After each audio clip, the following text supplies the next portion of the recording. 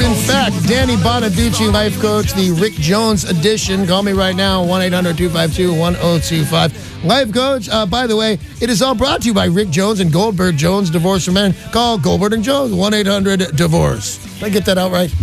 You did, but obviously you want to call right now, especially if you have any questions about divorce and but don't call his office right now. He's here. Yes. You want to call here right now and then call Goldberg Jones later in the day. All right, good. We got that under control. Let's talk to John in Midwood. Hiya, John. John, you with me, bro? Well, I was hoping to travel to the Philippines with my 11-year-old daughter, and I wanted to say that Goldberg and Jones represented me in my original custody case with great success. I was afraid to ask because he's like right here, but of course they did a great job, right? Right. Colin, yeah. Okay, so what do you want to know, man? Well, I'd like to travel out of the country, but my ex is adamantly saying no. And so I want to know if it's unreasonable to want to travel to the Philippines with my daughter, or and if I could find a way to make that happen. She says no. Well, it's certainly not unreasonable to want to travel to the Philippines. Right, I was thinking that. So that's it. No. Is there a reason that she doesn't want your kid to go to the Philippines with you? She doesn't like me very much. Oh, okay. So it's not that it's unsafe. She's heard bad things. The food's bad. This is all about you, right? Yeah, well, those are her reasons, of course. But my defense is that every place could be unsafe if you go to the wrong areas. But we're going to safe areas, and I've traveled there. All right, so this seems like a real-life question. Rick, what can he do? His wife doesn't want him to take the kid out of the country. Sure. Well, for the most part, that's not his problem, unless, John, in your parenting plan, is there any restrictions on either of you for traveling out of the country with the child? So the parenting plan has expired for a couple of years, but the original plan had no restrictions for traveling out of the country. And she says it's okay for me to travel to Paris or Canada, but not... So she's a racist. Yeah. Not to where I want to go, is the Philippines, yeah.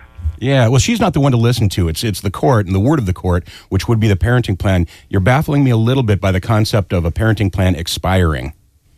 Okay. Was it a divorce? Does it mean?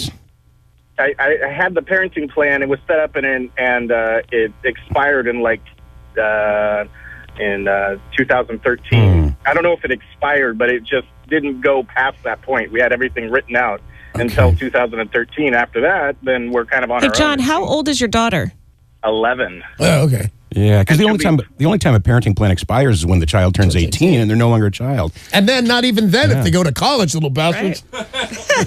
What I would recommend, John, is to hit the courthouse that we did your divorce in, and there will be a parenting plan. Actually, if it's even been within the last 10 years, call my office, and we probably have a copy of the parenting plan. Let us take a look at that and maybe answer a little bit more specifically, because as long as there's no restrictions on out-of-country travel, then it's your time. That's it. All right. Look at that. Just call my office because we might already have it on file. That's why I love Rick Jones. Can't restrict on where you're taking your kid if it's not in the parenting plan. Cool. Thanks, John. All right. Rick Jones from Goldberg Jones, 1-800-DIVORCE is here in studio. If you have any questions regarding divorce, this would be a great date to call, 800-252-1025.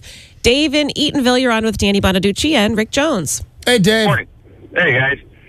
Hey, so I got a question. I've had custody of our two daughters since they were 9 months and 18 months old. Now they're 7 and 9.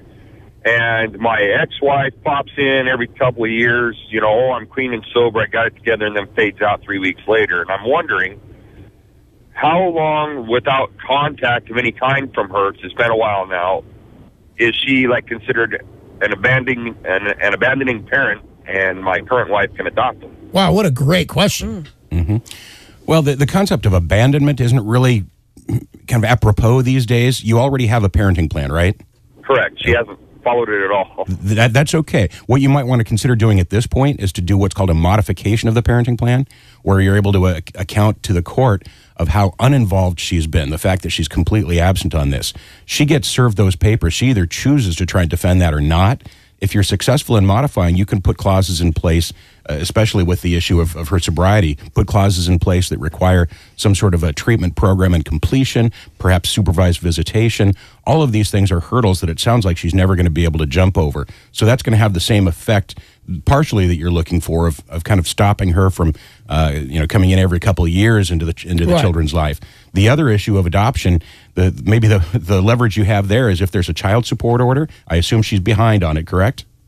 years. Yeah. Okay. Wow, great though. Here's the other deal. Then you actually have a bargaining chip with the back child support that's due, and to the extent that she agrees, because you do need her consent for an adoption, then you may see fit to waive some of that. That's an excellent. I saw the gears working in that. That was an excellent answer. 800-252-1025. Call that number now with any questions for Danny Bonaduce, life coach, or for Rick Jones from Goldberg Jones, Divorce for Men. Let's put you on next with Tim in Tacoma. Hi, Tim. Yes. What's up, buddy? How's it going? Hey, I was just debating for the last year or so if it's best for me to get a divorce. So are you married right now and you're calling up right now to see if you should get a divorce?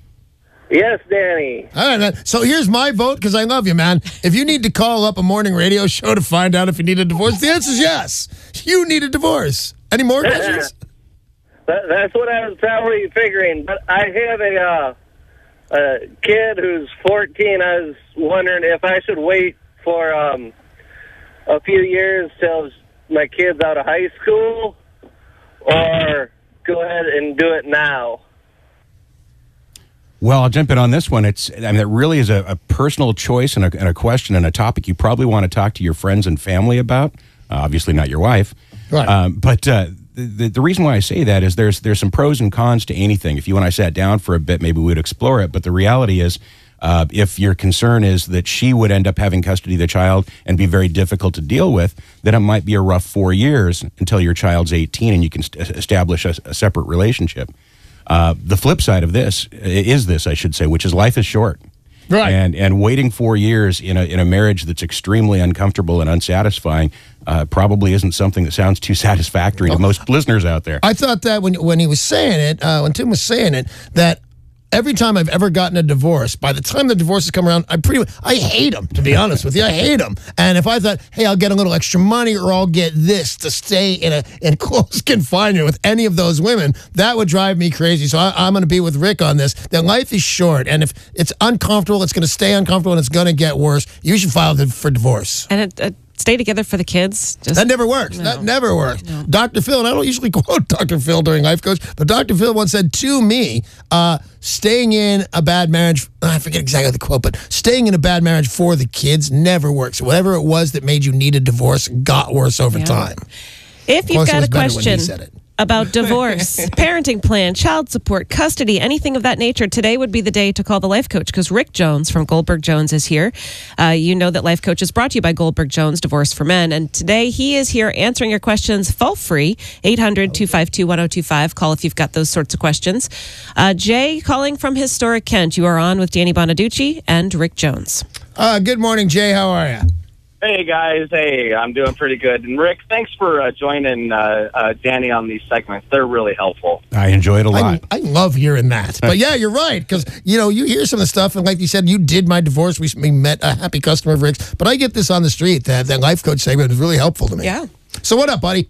Well, I have a child who is over the age of 18, who is still in high school and is planning on getting married coming up fairly quickly, and I'm wondering what happens at that point where she's no longer a dependent child. Do I still have to pay child support? Is there anything you can do to stop her?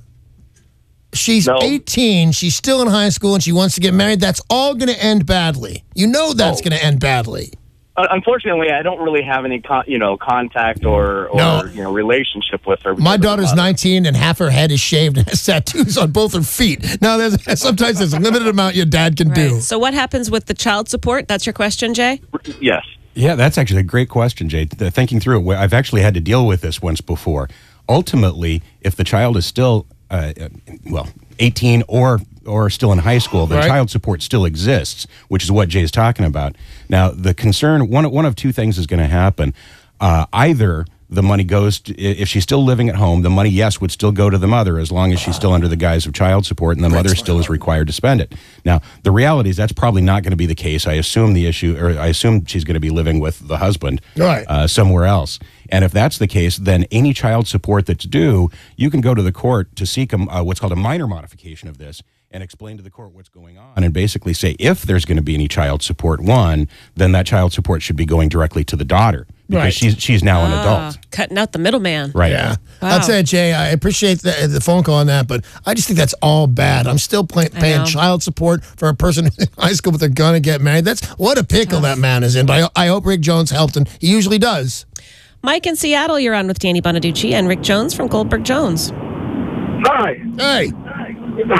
So my question is I have an ex that we split up about 6 or 7 months ago, and she moved to Portland, and the child is actually, I pay medical, she's my tax dependent, and she's now refusing to give me visitation, not letting me come down and pick her up when we've kind of decided to do the exchange and things. All right. And I want to know if that's legal or if I should be involving police or something on that. Well, it doesn't sound legal. It certainly doesn't sound moral, Rick. Well, it certainly isn't very moral. Yeah, it's not nice. Right now, though, it's not illegal what she's doing. Not.